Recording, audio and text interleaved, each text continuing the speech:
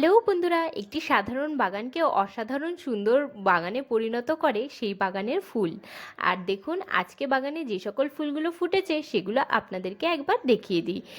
আগে দেখলেন রঙ্গন ফুল, তারপরে এই দেখুন এটি হচ্ছে গাঁদা, এখানে রয়েছে পিটুনিয়া, এটি হলো একটি ছোট্ট সিলোসিয়া ফুলের গাছ, এটি হচ্ছে গ্যাজিনিয়া ফুল।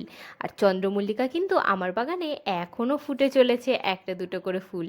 এটি হচ্ছে সাদা রঙের পিটুনিয়া, এটি হচ্ছে লাল রঙের ভারবেনা ফুল, দেখতে দেখুন ভারী সুন্দর।